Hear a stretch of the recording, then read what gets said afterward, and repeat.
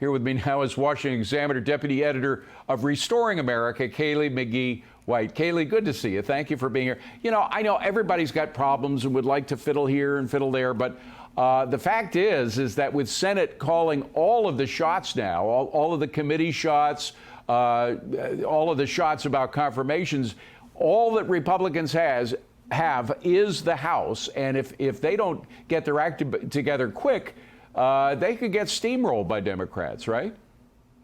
Yeah, and it's going to be tough to pass a lot of the priorities that Republicans were hoping to get done this next congressional cycle. That's for sure. The Senate is not going to pass most of the Republican bills that are set forth.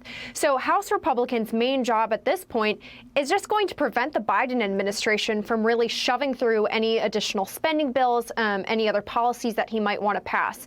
Their only job is to make sure that Biden is a lame duck for the next 2 years. Whether they're going to be able to do that, whether they can, form some agreement on these issues is going to be really important this next year. So is there any chance that Andy Biggs will say, look, you know, I've got reasons to run for Speaker, but because it's so important for Republicans to unite here, I'm going to pull back and let Kevin McCarthy have it? I'm sure that they're in the process of some negotiations. I'm sure that Andy Biggs and some of the more conservative members of the House are really hoping for some concessions from McCarthy before they end up making that call. Though I would be surprised if eventually they don't get behind McCarthy, because, to be honest, the bigger risk here is if Republicans aren't able to come to an agreement on who's going to be the next speaker, the Democrats would use their still fairly sizable minority to actually choose someone else for them.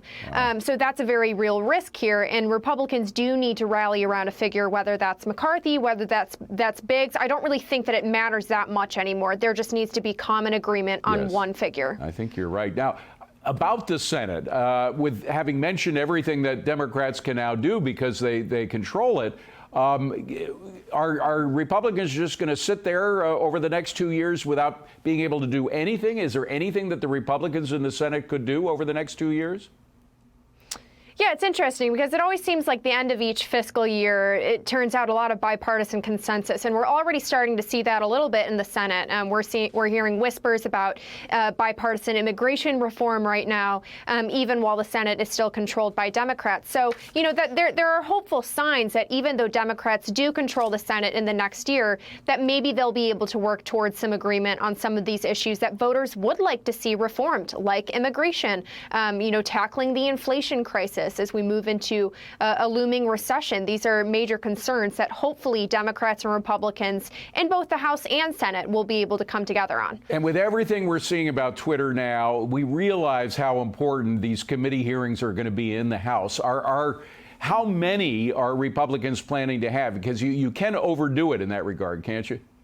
I think they're going to have as many hearings on this issue as they possibly can. They're going to try to send out as many subpoenas as they can, and that is what they should do. This Twitter issue is so important in terms of how it affects the public square, how it affects free speech, how it affects election interference, and whether the Biden administration was actively colluding with a big tech company to try and push for a certain result. That's a big deal, and so we do need answers. They should push for as many hearings on this as possible and try to make the process transparent. Yeah, the First Amendment is a big deal. It's not the First Amendment for nothing. Kaylee, thank you for being here. Appreciate it. Thanks very much.